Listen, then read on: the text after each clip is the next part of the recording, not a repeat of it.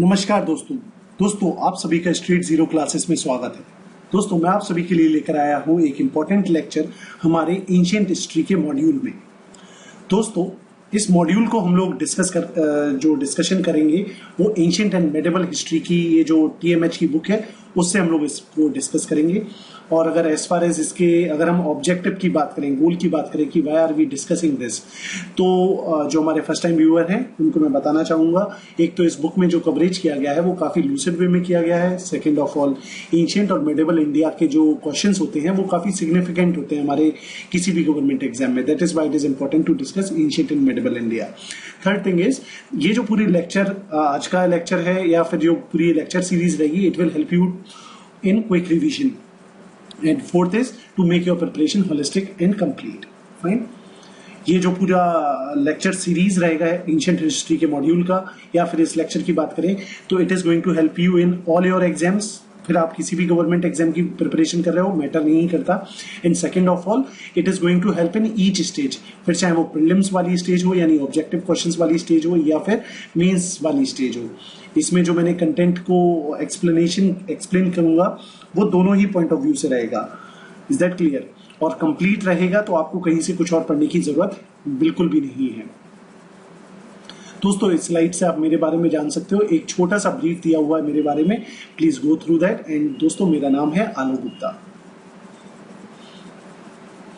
दोस्तों लेक्चर में आगे बढ़े उससे पहले सारे व्यूअर्स को बताना चाहूंगा कि ये जो पूरा मॉड्यूल है इसको अपलोड किया गया है www.streetzero.in पे।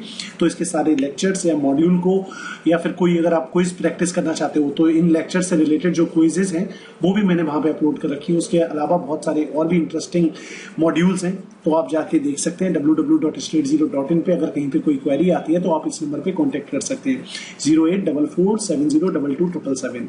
Is that clear? And in order to get additional benefit आप इस रेफरल कोड का इस्तेमाल कर सकते हैं T/Alok/137।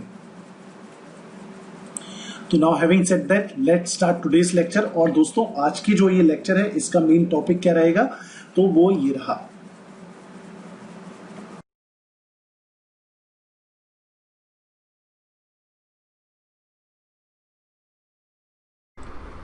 हाँ तो दोस्तों जैसा कि अभी आपने इंट्रोडक्शन में देखा कि आज का अगेन ये लेक्चर हमारा है बुद्धिज्म और जैनिज्म के ऊपर। बुद्धिज्म के ऊपर इन ऑल हमने 3 लेक्चर देखे और जो बुद्धिज्म से रिलेटेड एस्पेक्ट्स हैं वो सारे हमने कंप्लीट किए हैं पिछले 3 लेक्चरों में। आज का ये जो पर्टिकुलर लेक्चर है, आज के इस लेक्चर के साथ हम लोग शुरू करेंगे जैनिज्म। ठीक है, तो जैनिज्म के क्या डॉक्ट्रिन्स हैं, क्या लिटरेचर है, कितने स्कूल्स हैं, क्या इंपॉर्टेंट टर्म्स हैं, इन सारी चीजों के बारे में हम जानेंगे इस लेक्चर के माध्यम से। प्रोबेबली 2 लेक्चर्स में हम ये पूरा जैनिज्म वाला जो हमारा टॉपिक है एग्जाम का उसको खत्म करेंगे। अब इसमें जो ऑर्डर रहेगा स्टडी का वो अगेन सेम रहेगा। सबसे पहले हम जानेंगे भाई लिटरेचर के बारे में कि इनके जो टेक्स्ट है इसके बारे में हमें कहां से पता चलता है या ये किन सिद्धांतों को, किन डॉक्ट्रिन्स को मानते हैं। ठीक है, इनके कितने स्कूल्स वगैरह हैं, तो ये सब पहले हम इनके लिटरेचर के बारे में जानेंगे। उसके बाद हम बात करेंगे महावीरा के जीवन के बारे में, जो 24th तीर्थंकर थे। तीर्थंकर एक तरीके से समझ लीजिए गुरु कहते हैं इनके यहाँ पे। जैनिज्म में 24 गुरु हैं और 24वें गुरु थे महावीरा, तो उनकी लाइफ के बारे में जानेंगे। फिर हम जानेंगे जैनिज्म के मेन डॉक्ट्रिन्स के बारे में कि त्रिरत्न का क्या कॉन्सेप्ट है उनका, पंच महाभूता का क्या पंच महाव्रत का क्या कॉन्सेप्ट है, अनुव्रत का क्या कॉन्सेप्ट है, स्यादवाद की फिलॉसफी क्या है, अनेकांतवाद की फिलॉसफी क्या है। तो ये डॉक्ट्रिन्स को जानेंगे। इस डॉक्ट्रिन्स के बाद हम देखेंगे बुद्धिज्म में कुछ स्कूल्स और उनकी जो काउंसिल्स कंडक्ट हुई हैं। Is that clear? तो this is how the order is going to be of this lecture. शुरू करते हैं। सबसे पहले भाई जैन लिटरेचर, तो एक बहुत ही अनोखी बात है जैनिज्म में। जैनिज्म में जो जैनिज्म के टेनेट्स हैं, जो सिद्धांत हैं, जो उनके मेन बातें हैं, उसका ये कहना था कि किसी भी किस्म का पोजेशन एक आपको मटेरियलिस्टिक दुनिया से अटैच करता है। तो उनके हिसाब से पोजेशन करना अपने आप में एक पाप है या एक गलत काम है। तो अब नॉलेज का भी पोजेशन करना अपने आप में वो लोग एक क्या कहते हैं, it is against the 5 great वाउज of Jainism. तो इसीलिए स्टार्टिंग में जैनिज्म में सिर्फ ओरल ट्रेडिशन था, मतलब वो लोग जो भी उनके पास नॉलेज थी, जो ज्ञान था उनका, वो उसको लिख के पुस्तक बना के नहीं रखते थे। तो जो जैनास की टीचिंग है वो सिर्फ और सिर्फ प्रिजर्व की जाती थी ओरल ट्रेडिशन। मतलब जैसे दादाजी को आता होगा, उन्होंने पापा को बता दिया, पापा ने बेटे को बता दिया, बेटे ने अपने बेटे को बता दिया। तो इस तरीके से ये ओरल ट्रेडिशन चल रहा था। क्योंकि जो पुराने वाले मॉन्क्स थे, जो ओल्ड मॉन्क्स थे, उनका ये वो जो उनके 5 ग्रेट वाउज हैं, उनको बहुत ही ज्यादा स्ट्रिक्टली अडीर करते थे। अगर उनका ऐसा मानना था अगर वो रिलीजियस स्क्रिप्चर को पजेस करेंगे तो वो भी एक पजेशन माना जाएगा, और इसीलिए उन्होंने कभी भी अपनी नॉलेज को कभी डॉक्यूमेंट नहीं किया। लेकिन बाद में जैना टीचर्स ने ये रियलाइज किया कि जो नॉलेज एक्वायर कर रहे हैं उसको मेमोराइज करना काफी दिक्कत वाली बात है, और काफी हद तक जो उनकी नॉलेज है वो ऑलरेडी खत्म हो चुकी है, लॉस्ट हो चुकी है, और जो बची कुची है वो भी पॉल्यूटेड हो चुकी है। लोगों ने अपने हिसाब से उसमें मॉडिफिकेशन और क्या कहते हैं कर लिए हैं। तो इसीलिए उन्होंने डिसाइड किया कि वो भी अब जैन का जो लिटरेचर है उसका डॉक्यूमेंटेशन स्टार्ट करेंगे।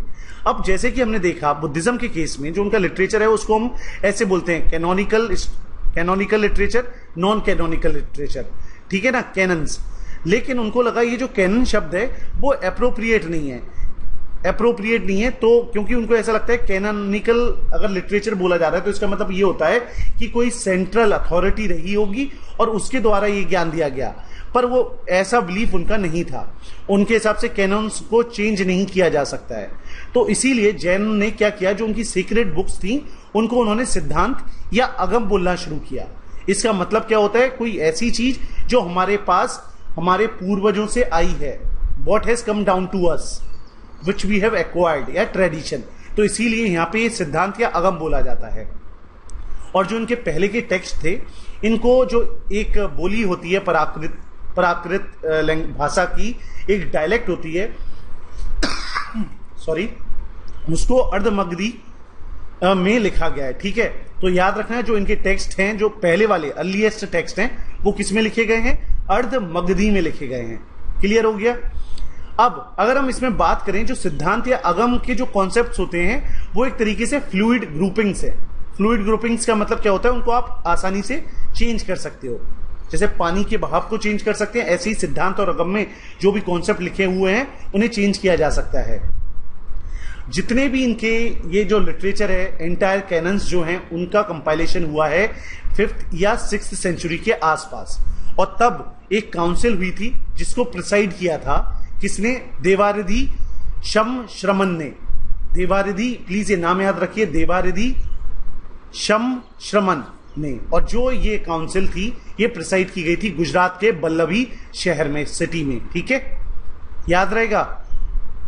उसके अलावा जैसे कौन कौन से कंपाइलेशन को हम लोग अर्लीस्ट टेक्स्ट मानते हैं जो कि इस टाइम पे इस काउंसिल में कंपाइल किए गए होंगे, तो जैसे कि आचरंग सूत्र, सूत्र कृतांग, कल्प सूत्र, इनको अर्ली टेक्स्ट माना जाता है। तो पेपर में डायरेक्ट क्वेश्चन ऐसे आ सकते हैं आपके प्रीलिम्स में कि आचरंग सूत्र किस रिलीजन से एसोसिएटेड है, या सूत्र कृतंग किस रिलीजन से एसोसिएटेड है, कल्प सूत्र किस रिलीजन से एसोसिएटेड है। अब क्या हुआ, ये तो देखिए ये कंपाइलेशन कब हुए, 6th सेंचुरी में हुए हैं, ठीक है। कंपाइलेशन हुआ है मतलब इनका जो ज्ञान है वो तो पहले से ओरिजिनेटेड था। देखिए जैनिज्म में क्या हुआ, 3rd सेंचुरी के आसपास, 3rd सेंचुरी में जैनिज्म को 2 सेक्ट में बांट दिया गया था या बंटवारा हो गया था। एक को बोला गया दिगंबर और दूसरों को बोला गया श्वेतांबर। दिगंबर का मतलब होता है स्काई क्लैड, मतलब जो आसमान को ही अपना कपड़ा समझे, यानी ये नेकेड रहते थे। तो आपने देखे होंगे कुछ जैन गुरुज क्या कहते हैं, कुछ भी वस्त्र ग्रहण नहीं करते, और एक ऐसे गुरु होते हैं जो व्हाइट कपड़े पहनते हैं। तो दिगंबर और श्वेतांबर ये कब हुआ, इनके 2 सेक्ट कब निकल के आते हैं, 3rd सेंचुरी सी में। क्लियर हो गया। अच्छा, ये भी बात हमें समझ में आ गई। अब ऐसा क्यों बताया मैंने लिटरेचर के बीच में, क्योंकि दोनों ही जो सेक्ट हैं ये अपने इनके हिसाब से ये इनके खुद के लिटरेचर हैं, और इनके जो डॉक्यूमेंटेशन है वो अलग अलग है, इसलिए ये जानना जरूरी है। जो लॉर्ड महावीरा थे, जो 24th तीर्थंकर थे, उनके हिसाब से उनके जो मतलब इमीडिएट डिसाइपल्स थे, मतलब जिस टाइम पे महावीरा जी रहे होंगे और जो उनके डिसाइपल्स थे, स्टूडेंट्स थे, उनको बोला गया गांधार्स, ठीक है। ये एक तरीके से उनके फॉलोअर ही थे। जैसे कि अब क्या होता है, देखिए जैनिज्म में एक टर्म चलता है जिसको बोलते हैं जिन। जिन्ना उसको बोला जाता है जिसको एनलाइटमेंट मिल चुका हो, जिसको पूरी नॉलेज हो। यहां पे जैनिज्म में एनलाइटमेंट का मतलब होता है जिसको संपूर्ण ज्ञान है, कंप्लीट ज्ञान है, परफेक्ट नॉलेज है, उसको, उसके लिए एक टर्म होता है केवल ज्ञान। केवल ज्ञान का मतलब है परफेक्ट नॉलेज। तो ऐसा माना जाता था जितने भी ये गांधार्स थे ये जिन्न थे और इनके पास परफेक्ट नॉलेज थी, यानी केवल ज्ञान थी। तो इनका जो ज्ञान था उसको ओरली कंपाइल किया गया। कैसे कंपाइल कैसे किया गया? डायरेक्ट प्रीचिंग के द्वारा। They orally compile the direct preaching of Lord Mahavira into 12 main text यानी सूत्र। मतलब जब हमारे जैन महाराज यानी महावीरा जी जब उन्होंने बताया, कुछ ज्ञान दिए, तो इन गांधार ने उसको ओरली कंपाइल किया था 12 किताबों में, जिसको बोलते हैं सूत्र। सूत्र यानी जो सुना हुआ है, ठीक है। तो 12 मेन टेक्स्ट सूत्र हैं। इन्हीं 12 जो मेन टेक्स्ट हैं इनको बोला जाता है अंगास, यानी मेन टेक्स्ट बोला जाता है। और इन्हीं को जैनिज्म में ओल्डेस्ट रिलीजियस स्क्रिप्चर्स भी माना जाता है, जैन लिटरेचर का बैकबोन माना जाता है। मतलब सबसे मेन किताबें ये 12 किताबें थी जिनको अंग बोला गया। अब ऐसा बोला गया जिन मॉन्क के पास कम से कम इन 12 में से मान लीजिए अगर किसी 10 मिनिमम 10 पूर्व टेक्स्ट यानी अर्ली टेक्स्ट यानी प्रीवियस टेक्स्ट की नॉलेज है जो जिन्नास के पास थी, तो उनको बोला गया श्रुत केवलीस। मतलब पहले महावीरा के बाद ये आए उनके डिसाइपल्स, जिनको हम लोगों ने नाम दिया क्या? गांधार्स। गांधार्स ने कंपाइलेशन किया इन 12 टेक्स्टों को, जिनको बोला गया सूत्र, ठीक है, जिनको ही हम अंगा बोलते हैं। अब इन अंग में से अगर मान लीजिए किसी भी जैन मॉन्क के पास इनमें से किसी भी 10 टेक्स्ट की नॉलेज है, तो उसको बोला गया, उस मॉन्क को बोला गया श्रुत केवलीस। इन श्रुत केवलीस ने टेक्स्ट को लिखना शुरू किया, ठीक है, जो भी अंग में लिखा हुआ था, एक तरीके से उनकी कमेंट्रीज।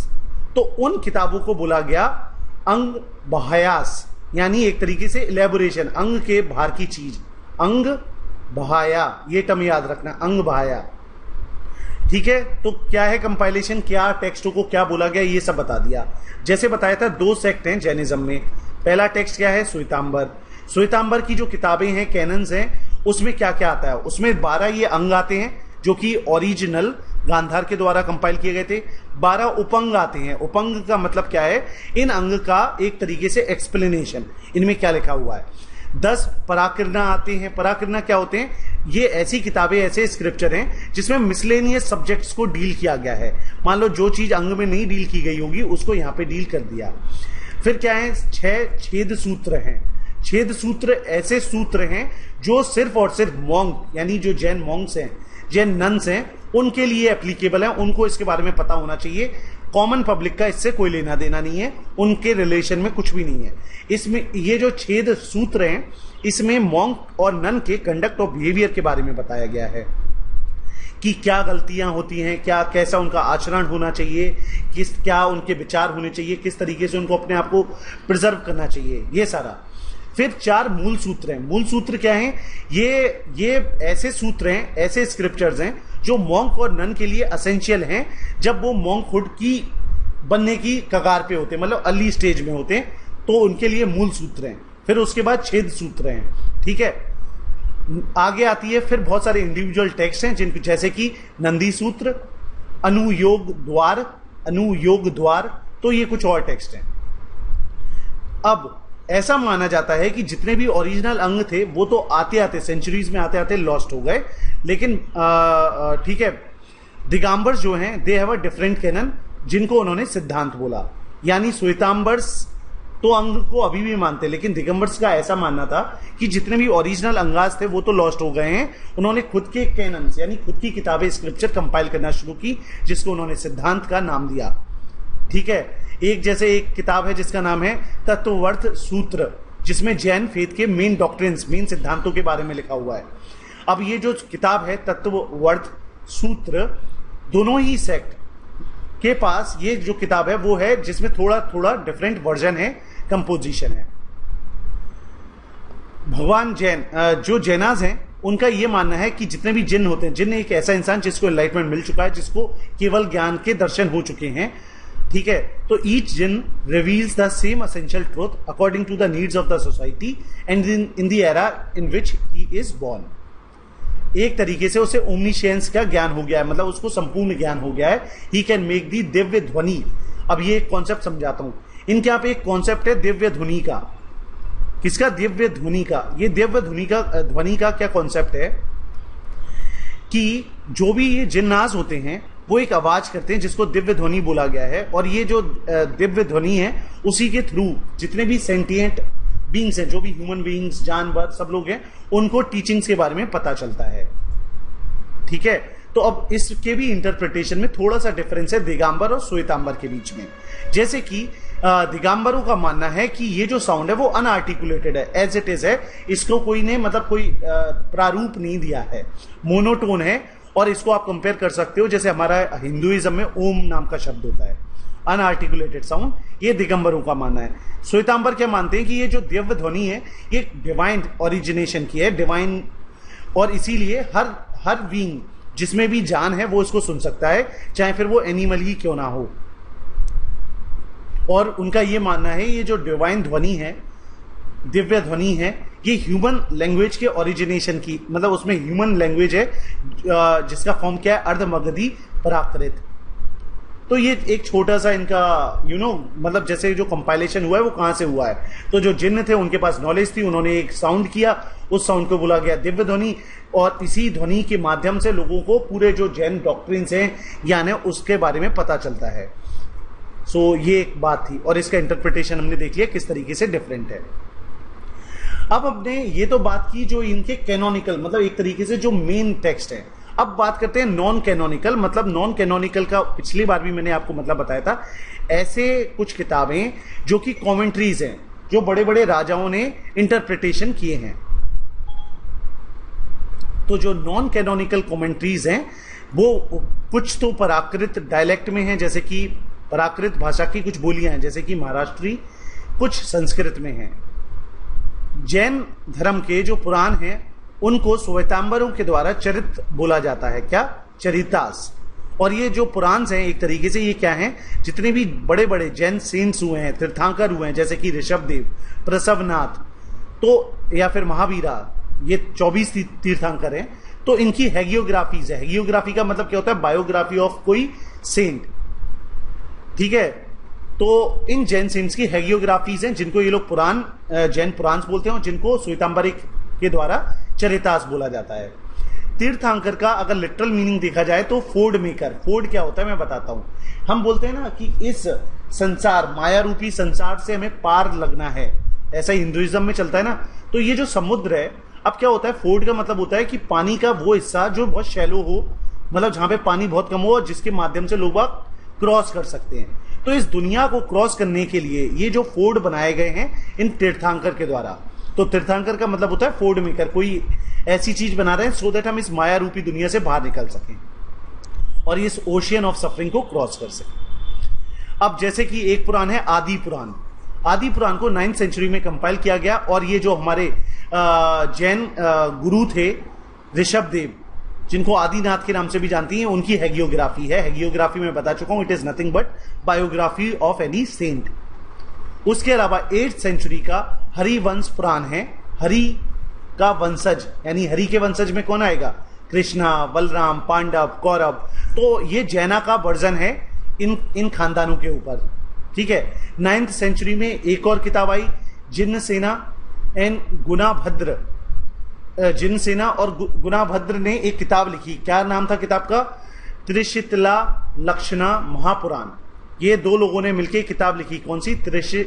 त्रिशस्ति लक्षणम महापुराण, जिसमें जैन सेंट्स की तो कहानियां ही, राजाओं की कहानियां, हीरोज की कहानियां हैं, पर और भी बहुत सारे डिस्कशन है कि मतलब सपनों का क्या मतलब होता है, जीवन चक्र का क्या मतलब होता है, एक राजा की क्या ड्यूटीज हैं, एक वॉरियर की क्या ड्यूटीज हैं। तो ये इस किताब में लिखा हुआ है जो 9th सेंचुरी में जिनसेन और गुणाभद्र के द्वारा लिखी गई है। त्रिशस्ति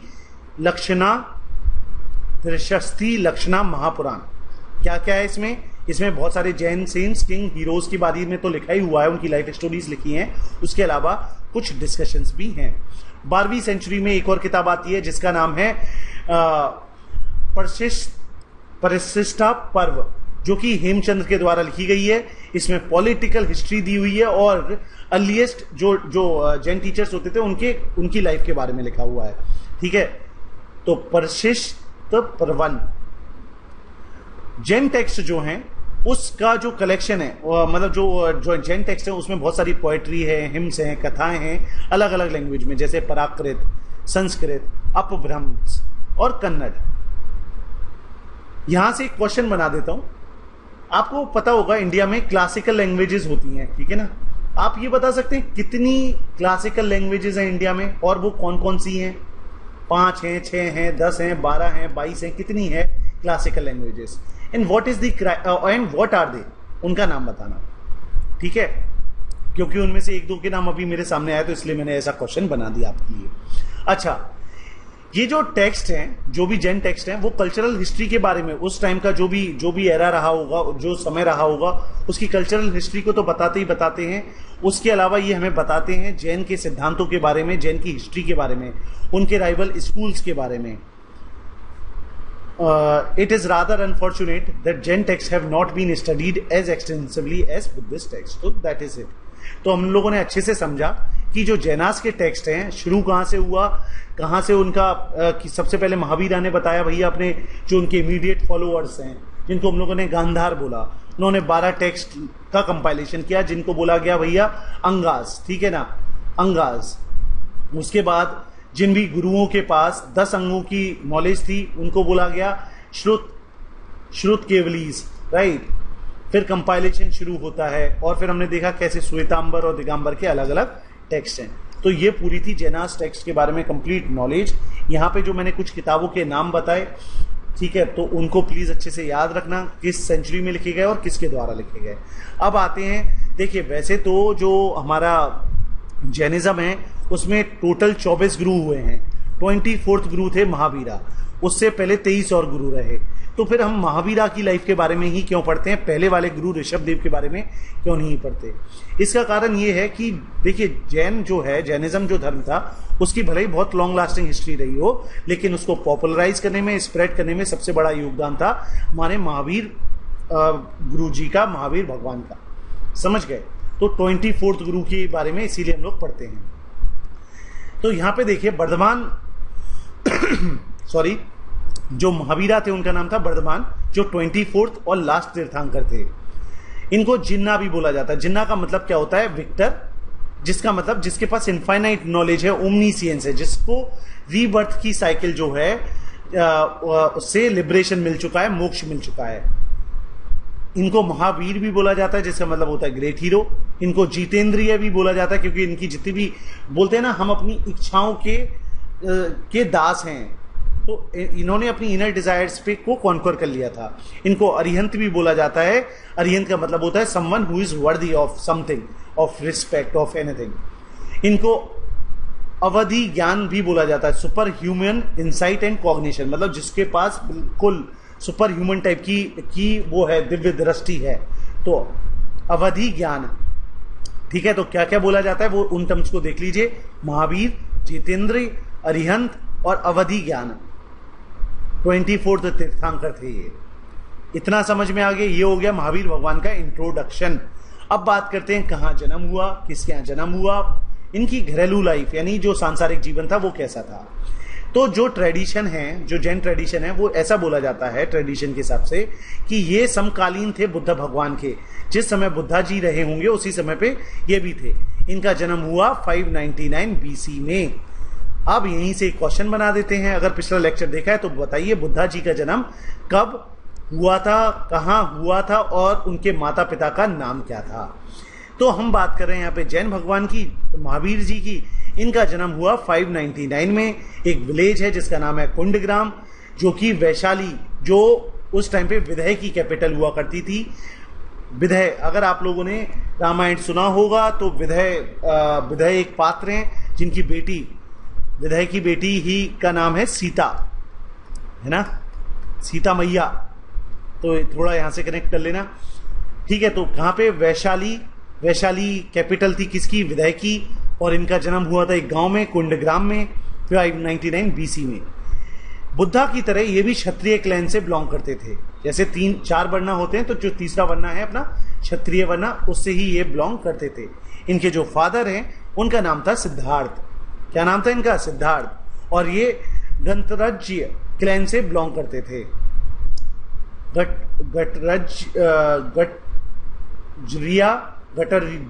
गटजरिया क्लैन से बिलोंग करते थे सिद्धार्थ, इनके फादर का नाम है।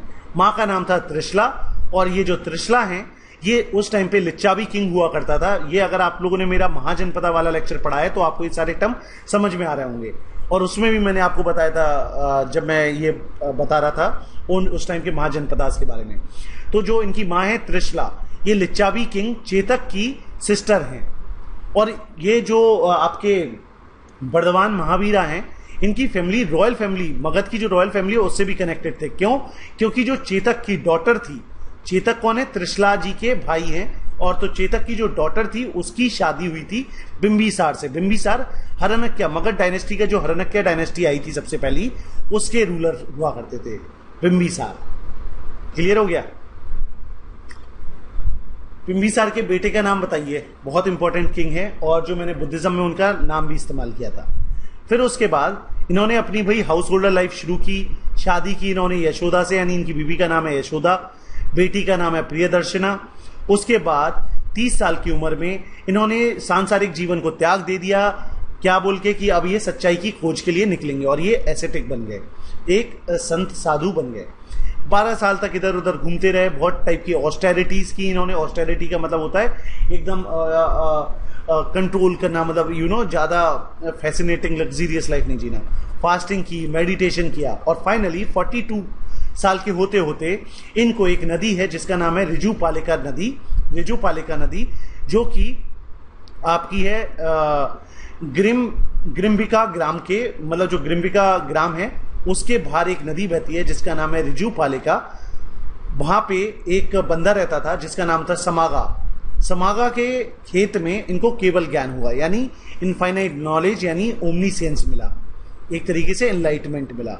उसके बाद तो ये हमें समझ में आ गया, ये कुछ टर्म्स याद रख लेना। कहां पे? ऋजुपालिका नदी के तट पर। कहां है ये नदी? ग्रिम्बिका ग्राम के बाहर, ग्रिम्बिका ग्राम नाम का एक टाउन है, उसके बाहर ये नदी बहती है। और वहां पे भी एक खेत था, किसका खेत था? समागा का खेत था। वहां पे इनको केवल ज्ञान मिला, एनलाइटमेंट मिला एट द एज ऑफ 42। ठीक है, प्लीज ये सारे टर्म याद रखना। आगे चलते हैं। फाइनली ये क्या कहते हैं, इनकी डेथ होती है 72 की उम्र में, और जब इनकी डेथ होती है तब मान लेते हैं ये सिद्ध हो गए, यानी फुली लिबरेटेड हो गए। इनकी डेथ हुई 527 BC में। कहां पे? पावापुरी, पटना में। क्लियर है? अब बात करते हैं जैन के सिद्धांतों के बारे में, यानी डॉक्ट्रिन्स के बारे में। तो सबसे पहली बात, ऐसा बोला जाता है कि जो जैन के डॉक्ट्रिन्स है वो बुद्धिज्म से बहुत ज्यादा ओल्डर है, बहुत ज्यादा ओल्डर है, क्योंकि उनके 24 तीर्थंकर रहे।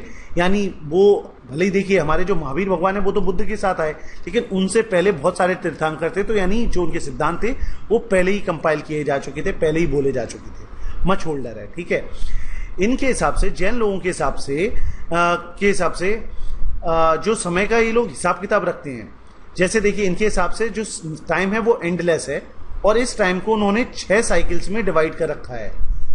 ये 6 हैं और ये 6 हैं। ये जो 6 साइकिल हैं ये प्रोग्रेसिव है, मतलब यहाँ पे लोगों की खुशियां बढ़ती जाती हैं, और फिर 6 साइकिल आती हैं तब लोगों की खुशियां कम होती जाती हैं।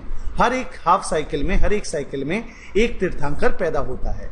तो इस हिसाब से हर एक हाफ साइकिल में, तो देखिए ये 6 और 6 12 हो गए, तो ये 12 साइकिल, यानी हर एक हाफ साइकिल में एक तीर्थंकर आएगा, यानी टोटल 24 तीर्थंकर आए हैं इनके हिसाब से। अब ये मैं आपको बता देता हूं, देखिए जैना conception of time is divided into endless sequence of progressive, जिसको बोलते हैं उत्सर्पणी, रिग्रेसिव हाफ साइकिल जिसको बोलते हैं अवसर्पणी, जिसमें लोगों की खुशियां बढ़ती जाती हैं। जैसे हमारे यहाँ नहीं होता है क्या कहते हैं, द्वापर युग, त्रेता युग, कलयुग। कलयुग में लोग बहुत दुखी रहेंगे, ऐसे ही उससे पहले था द्वापर युग, फिर त्रेता युग। तो ऐसे ही इनके यहाँ पे टाइम को एंडलेस माना गया है, इसको 6 काल में वो लोग डिवाइड करते हैं, और ऐसे जो मैंने अभी आपको एक्सप्लेन किया डायग्राम में। सबसे पहले तीर्थंकर का नाम है ऋषभदेव, जिनका सिंबल है बुल। इनका वर्णन हमें ऋग्वेदा और वायु पुराण में मिलता है, और वो अभी जो current belongs to our current half cycle of avasarpini. अवसर्पणी क्या का मतलब क्या होता है? पीरियड ऑफ रिग्रेसिव हैप्पीनेस, अभी बताया था ना। अवसर्पणी, उत्सर्पणी यानी प्रोग्रेसिव, लोगों की खुशियां बढ़ रही हैं। फिर the historicity of all the tirthankar is not easy to establish. Neminath जो हैं, नेमीनाथ मतलब बाकी तीर्थंकरों के बारे में ज्यादा नहीं पता, लेकिन जो नेमीनाथ थे वो 22वें तीर्थंकर थे और वो सौराष्ट्र गुजरात में से बिलोंग करते थे। 23rd वाले जो तीर्थंकर है उनका नाम है प्रषभनाथ और ये बनारस से बिलोंग करते थे। इनका एम्बलम था स्नेक। 24th तीर्थंकर है महावीरा और जिनका एम्बलम है लायन। अब अगर हम इनके कुछ डॉक्ट्रिन्स की बात करें तो देखिए सबसे मेन डॉक्ट्रिन है इनका अनेकांतवाद। अनेकांतवाद इसका क्या मतलब होता है कि रियलिटी का बहुत मैनीफोल्ड होता है। मतलब जैसे अभी मैं एक स्टोरी के माध्यम से अनेकांतवाद की फिलॉसफी भी आपको बताऊंगा। फिर क्या है स्यादवाद। स्यादवाद का मतलब क्या होता है? थ्योरी ऑफ कंडीशन प्रेडिकेशन, ये भी अभी बताता हूं। न्यायवाद, theory of partial standpoint. Triratna, 3 gems. पंच महाव्रत यानी 5 ग्रेट बाउस। फिर यहाँ पे अनुव्रत भी आते हैं, अनुव्रत। फिर आता है अहिंसा। अहिंसा का डॉक्ट्रिन भी इनके यहाँ बहुत ज्यादा इंपॉर्टेंट माना जाता है। इनकी फिलॉसफी ईकांतवाद के अगेंस्ट में खड़ी होती है, वो मैं बताता हूं व्हाट इज ईकांतवाद। ये एक स्टोरी से मैं ये सारे टर्म आपको अभी समझा दूंगा एक एनालॉजी से। देखिए स्टोरी पहले बता देता हूं सो दैट आपको समझने में आसानी हो।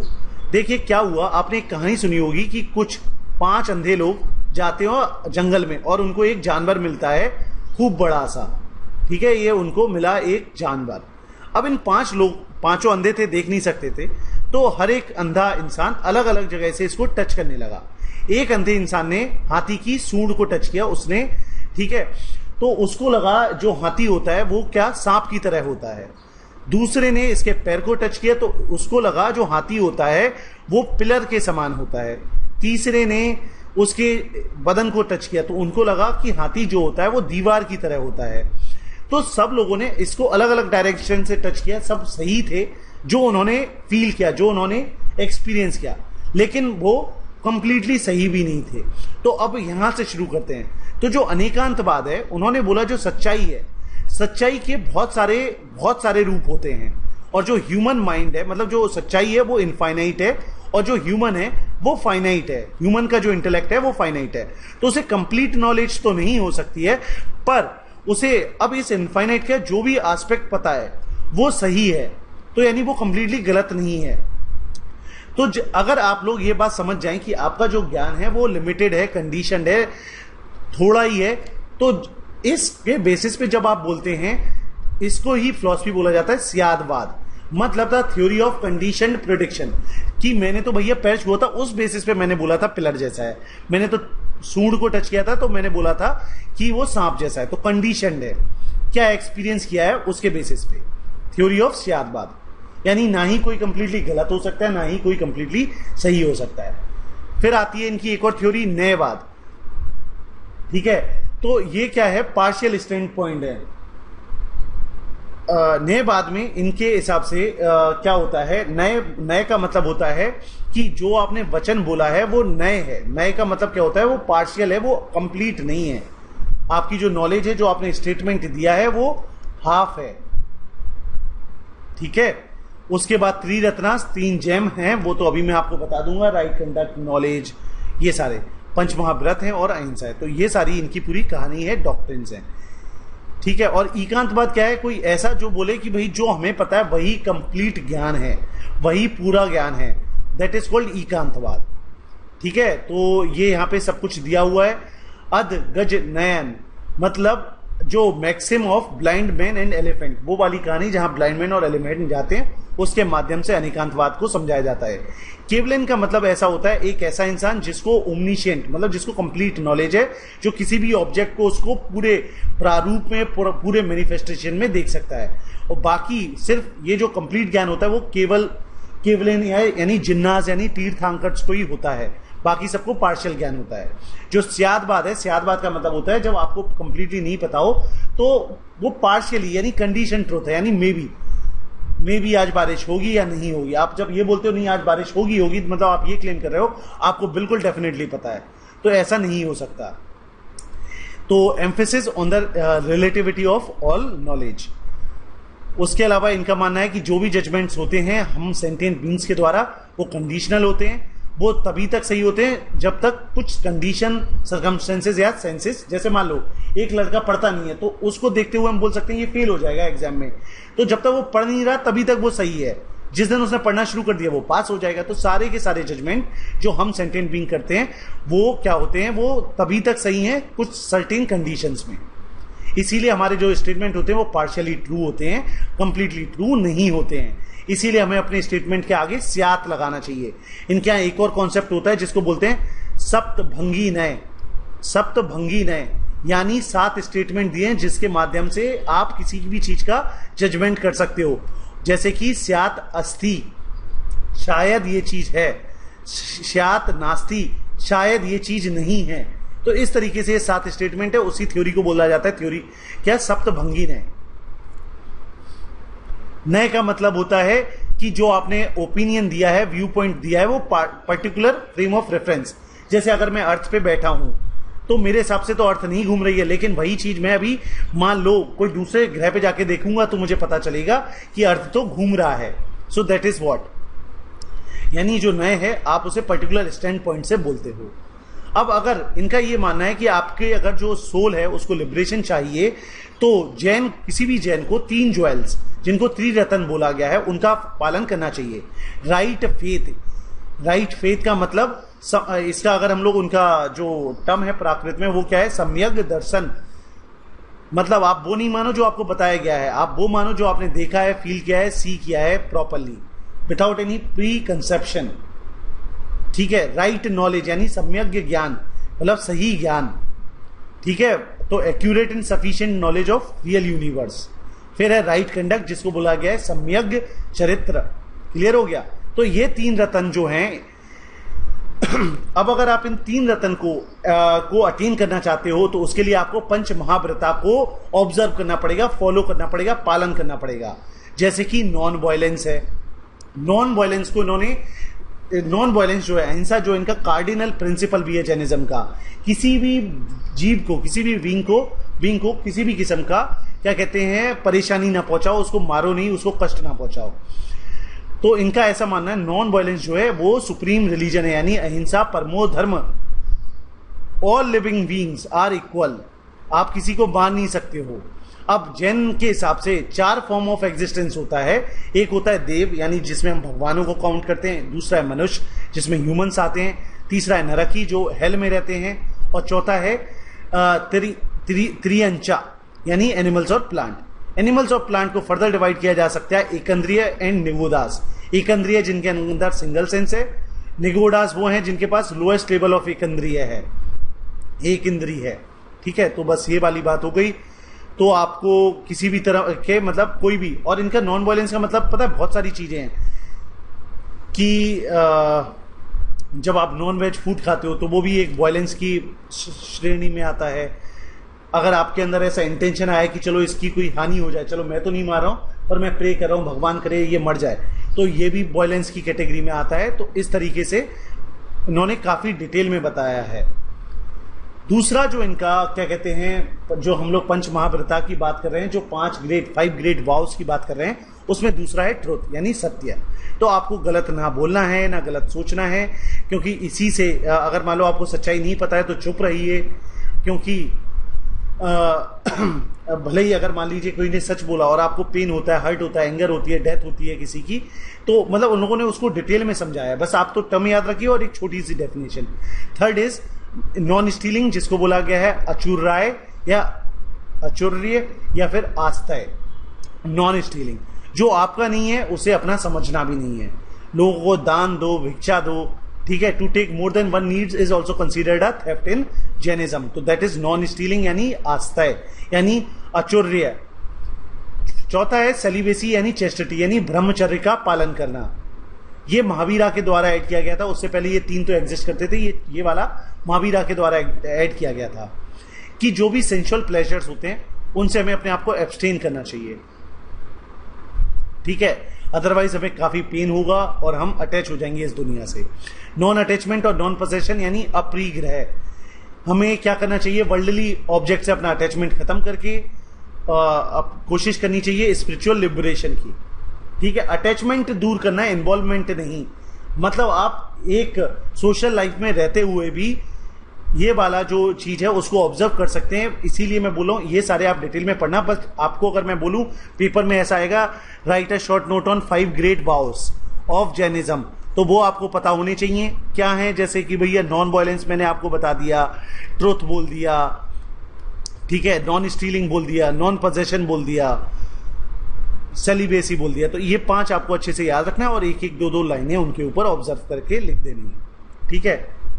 It should be noted that if these व्रत और vows were very strictly observe, उनको बोलते हैं हम लोग महाव्रत। मतलब जब इन 5 जो कस्में हैं, वादे हैं, अगर आप इनको बहुत स्ट्रिक्टली ऑब्जर्व करोगे तो इनको महाव्रत बोला जाता है। और ये स्पेसिफिकली मेंट है एसेटिक्स के लिए, जो साधु संत है उनके लिए। अगर मान लीजिए कोई जनरल लाइटी है, लेमैन है, कॉमन पब्लिक है, उनको ऐसा बोला गया है उनको इन वाउस को स्ट्रिक्टली फॉलो करने की जरूरत नहीं है, पर वो जितना कर सके उतना करें। और उसको एक टर्म दिया गया है अनुव्रत, यानी स्मॉल या पार्शियल वाउस। ये एमपीपीएससी में पूछा गया था, what are anuvrata, what are the anuvrata in Jainism, है ना, तो ये पता होना चाहिए। Highest form of death achieved by a person whether a monk और a layman involve death by meditating and fasting. Jainism में एक टर्म होता है मेडिटेशन और फास्टिंग करके जो डेथ को करते हैं। जैसे जो चंद्रगुप्त मौर्य थे वो भी अपना साम्राज्य छोड़ के जैन बन गए थे, जैनिज्म के गुरु बन गए थे और उन्होंने ऐसे ही डेथ को एक्सेप्ट किया था। इसका एक टर्म होता है, एस से शुरू होता है, वो आप लोग मुझे कमेंट में बताना। क्लियर है।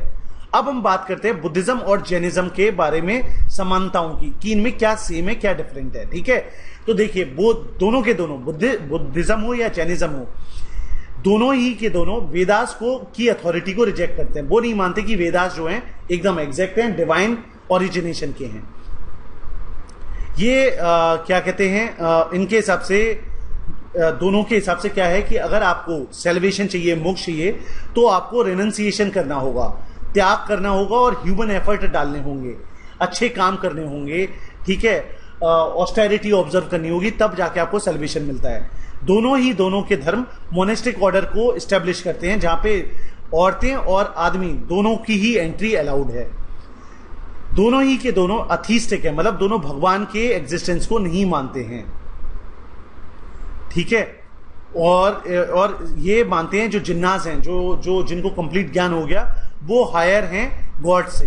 अगर गॉड होता भी होगा तो इनसे नीचे होता होगा।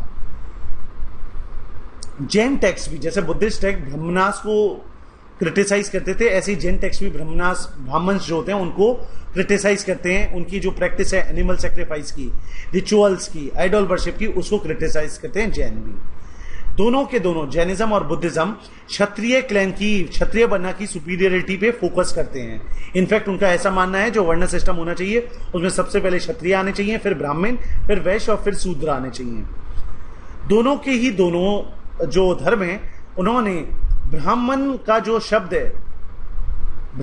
शब्द है उसमें चेंज करते हुए ये बोला है कि ब्राह्मण का मतलब होता है जो गुड डीड्स करे, ना कि जो बस ज्ञान की बातें करे।